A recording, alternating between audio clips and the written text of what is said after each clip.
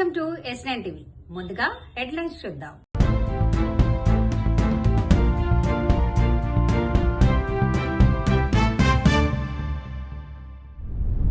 మాజీ సర్పంచ్ల అసెంబ్లీ ముట్టడి అరెస్ట్.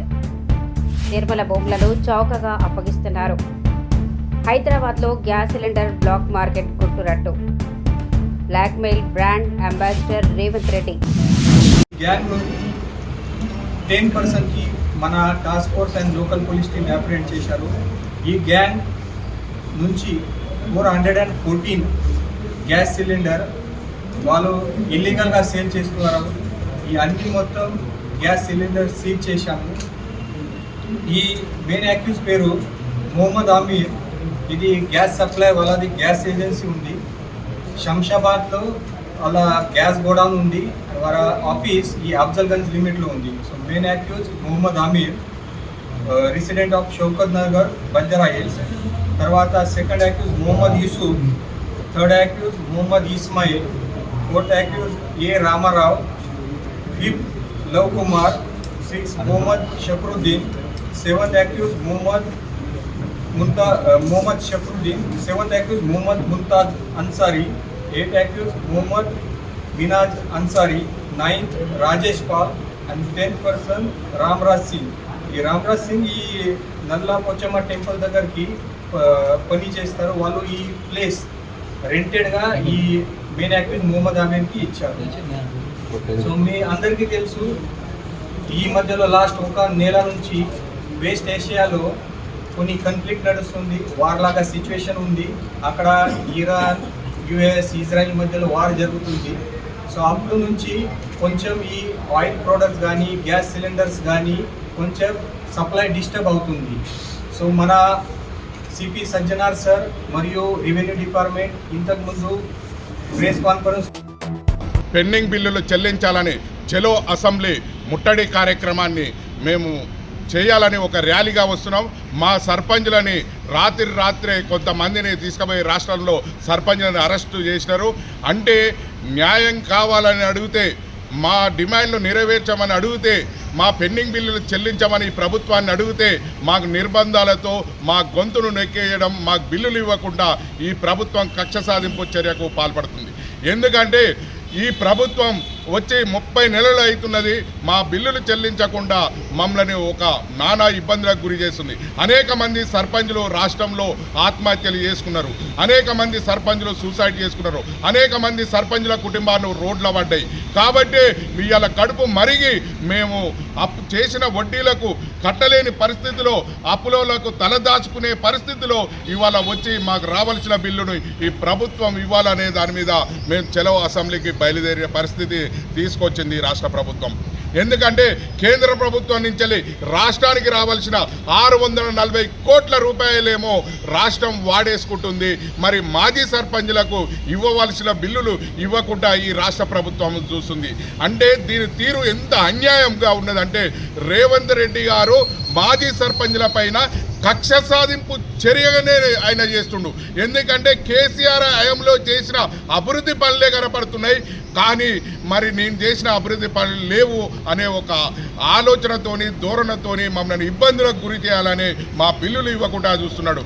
ఇప్పటికీ మన ఊరు మనబడి నిధులు కానీ, అదేవిధంగా మేము చేసిన గ్రామ పంచాయతీలు కట్టిన భవనాలే కానీ, అదేవిధంగా మేము రైతు వేదికలే కానీ అనేక రకాలుగా పెండింగ్స్ బిల్స్ ఉన్నాయి. ఆ బిల్స్లు ఇవ్వమన్నాం. అదే స్టేట్ డెవలప్మెంట్ ఫండ్ కింద కూడా 25 లక్షల రూపాయల పని చేసినాము. అవి కూడా ఇవ్వకుండా ఇబ్బందులకు గురి చేస్తున్నారు. అదే బడా కాంట్రాక్టర్లకేమో బిల్లులు చెల్లిస్తారు. వాళ్ళు కమిషన్లు అధికంగా వస్తున్నాయని ఆశల మీద వాళ్ళకు బిల్లులు చెల్లిస్తారు. మా మాజీ సర్పంచ్లు బిల్లులు ఇవ్వమంటే వీళ్ళు కమిషన్లు ఇవ్వలేని పరిస్థితిలో ఉన్నారు. కాబట్టి మా బిల్లులు ఇవ్వకుండా మమ్మల్ని ఒక కక్ష సాధింపుకు పోతున్నారు. చంద్రబాబు గారి ప్రభుత్వం అత్యంత దారుణమైనటువంటి నిర్ణయం తీసుకున్నది.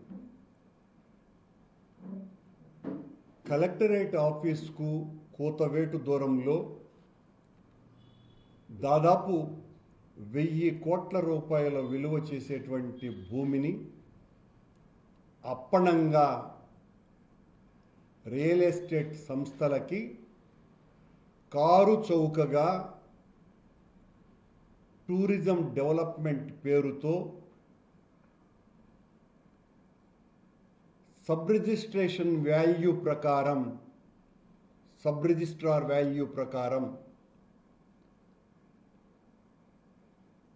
1000 కోట్ల రూపాయల విలువ చేసేటువంటి భూమిని 22 ఎకరాల ఆ స్థలాన్ని 94 కోట్ల రూపాయలకు తెగనమ్మేస్తోంది.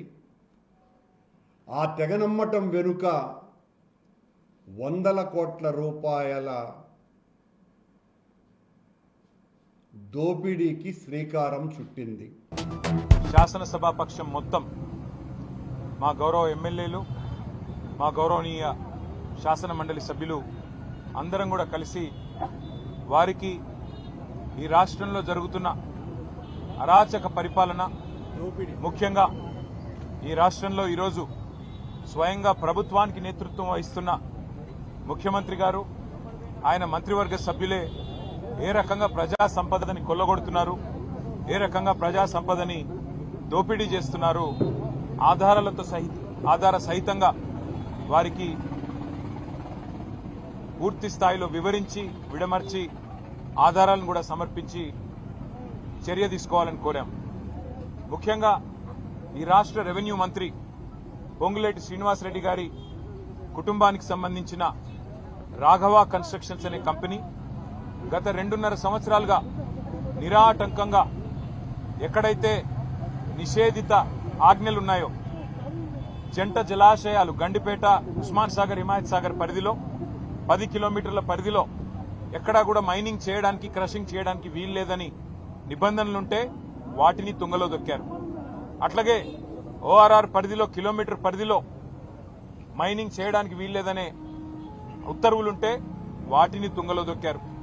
అట్లాగే వారికి సంబంధం లేని భూమిలో అసైన్డ్ భూమిని చెరబట్టి అందులో ఏ పర్మిషన్ లేదు, మినరల్ డీలర్ లైసెన్స్ లేదు, పొల్యూషన్ బోర్డు నుంచి ఇచ్చే కన్సెంట్ ఫర్ ఎస్టాబ్లిష్మెంట్ కానీ కన్సెంట్ ఫర్ ఆపరేషన్ కానీ లేదు.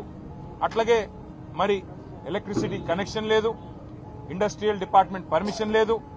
ఏదీ లేకున్నా గత 2.5 సంవత్సరాలుగా నిరాటంకంగా 100 కోట్ల ప్రజా సంపదను రెవెన్యూ మంత్రి గారి కుటుంబానికి సంబంధించిన కంపెనీ కొల్లగొడుతున్న విషయాన్ని ఆధారాలతో సహితంగా గవర్నర్ గారికి సమర్పించాం. ఇంతటితో వార్తలు సమాప్తం. మరిన్ని అప్డేట్స్ కోసం చూస్తూనే ఉండండి S9 టీవీ న్యూస్.